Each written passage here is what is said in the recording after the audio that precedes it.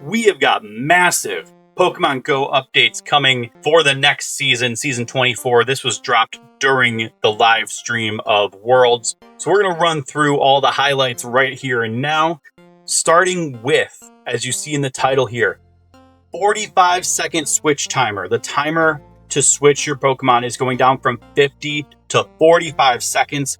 That is going to massively impact pacing. It's going to massively impact your ability to make counters. I mean, 5 seconds seems like barely anything, but in a situation where you might be like one hit and they're about to get that charge move, that can massively shift the entire matchup right there. So that's huge. That's going to completely change the game, in my opinion. We've also got a lot of changes to move sets. We'll start off with Aura Sphere. That is going to see an energy decrease cost and also a power decrease. It's going down from 100 to 80. We've got Body Slam moving up from 50 to 55. That's getting buffed. That is going to actually be a very underrated switch, in my opinion, because for me personally, I use Gastrodon a lot. I use that Body Slam as a shield bait. Well, now if you're going to make it even stronger, that is huge, because now it's going to make people think even harder about, do I need to shield this if it's Body Slam, or are they using Earth Power? What's this Gastrodon doing? And that's not just Gastrodon. That's going to be every Pokemon that uses Body Slam. Lickitung might find its way back among the top tiers from this. We also have all Weather Ball. All forms of Weather Ball is getting increased from 55 to 60. I can think of a number of Pokemon that's going to affect. So many potential Pokemon there. Pelipper's the one that comes to mind right away for me, because we haven't seen much of Pelipper in a little while. Charm is getting a energy generation increase, but at the cost of power. It's moving down from 15 to 13. Your Charm users, you're going to have to make a decision. Is the energy generation increase worth the power decrease? Because Charm users typically will just power through using Charm. But if you have a Pokemon that uses Charm and has movesets in its charged moves that you want to use more often, maybe this is a good thing for you. We also see Confusion getting an energy generation increase. And then maybe this is one of the biggest parts of this entire story. Look at all the moves for dragon types. Breaking Swipe, energy cost increase, guaranteed debuff chance. That could be really huge with Breaking Swipe. Dragon Breath, energy generation increased. It's moving from 4 to down to 3, so it is getting a nerf in power, but that energy generation increase. Dragon Claw, that one is getting a significant boost from 50 to 80, but it is going to cost more energy to do. Energy decrease cost to Dragon Pulse and Dragon Tail. Energy generation increased, but moving from a power of 13 down to 9. Here's why I think this is significant. We just talked about Giratina becoming the number 1 in Great League. That Shadow Altered Giratina that Giovanni has, if you manage to get one that you like and you remembered to use a TM to get rid of frustration on it, Dragons are going to heavily have play in Season 24, I believe, after this. The thing is, this both helps and hurts Giratina, among all dragons for that matter. Because dragons are strong against other dragons. So if you're using a Giratina against, say, a Dragonite, your dragon moves are going to hit that Dragonite harder. However, that Dragonite's moves are going to hit your Giratina harder. So you got to really think about, is it worth it? Especially with it being a shadow Giratina, if that's what you're using. When it comes to the shadow Pokemon, they are going to be glassier, but they are going to hit harder. So you got to really think about, is it worth it? For me, I think still using the shadow altered Giratina is going to be worth it. As we move down, we've got a number of flying moves also getting changes. Aerial Ace is going to cost more energy. However, it is getting a buff in power from 55 to 60. Jumpluff is the Pokemon that first comes to mind when I think of Aerial Ace. We see Drill Peck getting a buff of 65 up to 70. Peck is getting an energy generation increase. And Sky Attack, energy cost decreased, but the power is also being decreased from 85 down to 75. We got a couple moves for fire types getting some shifts. Energy generation increased for Ember, but the power is also being decreased.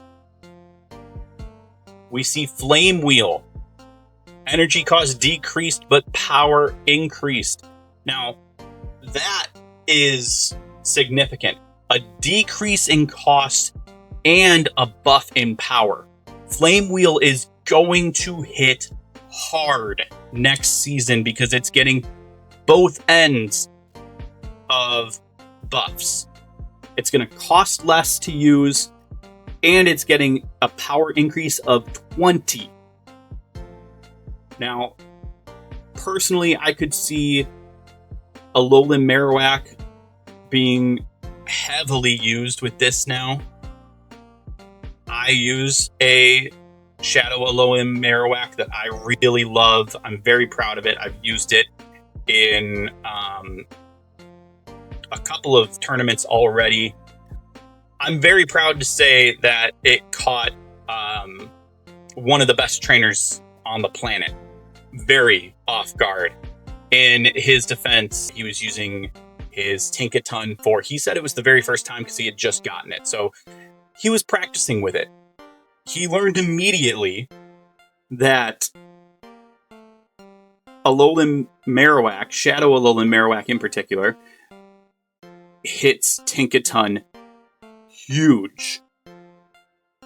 And so I'm very excited about the idea of bringing Flame Wheel Alolan Marowak back into the meta. We got a couple steel moves. Speaking of Tinkaton and steel typings, we've seen Steelix popping back up lately as well. We've got Gyro Ball is going to be seeing an energy cost decrease. Steel Wing energy generation is going to be decreased. For grass types, Leafage energy generation increased. Seed Bomb energy cost decreased, but power also decreased. Seed Bomb, I always think of Trevenant, and that's going to be significant because we are going to be seeing a number of Trevenants in the wild over the next couple of months as we get closer to Halloween. This all takes effect in early September, so that's going to affect whether or not you really want to hunt those Trevenants and try to find a good one. This is also going to be a very significant change, especially to those Bastiodon players. Bastiodon players are going to be celebrating this. Rock Slide is getting a buff, and so is Smackdown. Rock Slide is going up from 65 to 75, and Smackdown from 11 to 12. However, and this is again why I think Gastrodon benefits from this whole shift as well. It's not just that it's getting a buff to Body Slam. Gastrodon has been a massively proven, in my experience anyway, counter to Bastiodon. I'm very likely to be using Gastrodon for quite a while with this shift because all of the Mud Boys probably benefit from this, but I think Gastrodon with also getting that body slam buff might benefit even more than any of the others. And I think it's going to be a very underrated and probably not even talked about shift for Gastrodon. We see Scorching Sands is getting a debuff chance decrease. I don't feel that that's going to be significant enough to affect the use of Diggersby. I think Diggersby still very much has its place. It's so bulky, and even with some of the fire moves coming in, it's still a good fire option to use Fire Punch.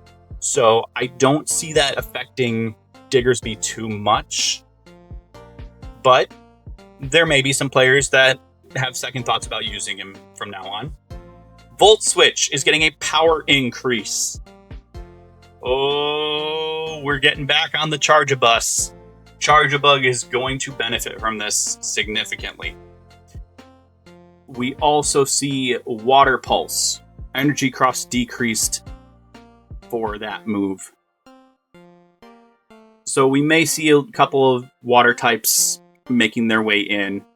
But again, I think the big stories here with the movesets anyway are going to be the Dragons, Bastiodon, Flame Wheel, I think is going to be a massive talking point.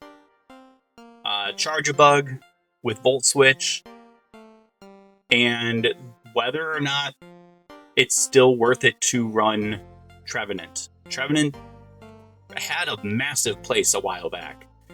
Not as much anymore, and I think this might hurt it even more. As for attack availability updates, already you see Turtonator in there twice, which I think is interesting. Turtonator is going to have a place. Salamence also getting a couple new moves. Salamence is getting both Crunch and Brutal Swing. Brutal Swing is also coming to Incineroar and to Turtonator. Crunch is also coming to Shelgon. Breaking Swipe is coming to Garchomp. Dragon Claw to Turtonator. Flame Wheel to Torkoal. Now Torkoal would be really interesting to run. I'm forgetting what grass move it has, but it has a grass move. So you could have a grass and fire move on Torkoal, which would be really interesting. Flamethrower coming to Altaria. Empoleon is getting Metal Sound, and so is Kommo-o. Drill Peck coming to my homie Fearow right here. That's actually pretty exciting. I would love to be able to use Fearow. Because I've been considering using this plushie as this season's new mascot. I'm trying to decide what I want to do. I'm also thinking maybe I'll use one of the Ditto plushies where it's disguised as something else, because my new trainer name is Clone Captain Bex, and it would be funny to, have Ditto kind of be my mascot, because Ditto just clones itself after anything. So let me know in the comments what you think of that, just for fun. Dodrio is getting Peck, as well as Xatu and Togekiss. Togekiss would be really interesting to see run in pretty much any league. I don't know that I've ever seen Togekiss in a Great League battle, though. So that would be interesting. I know I've never seen Dodrio or Xatu in a Great League battle, so that could be interesting.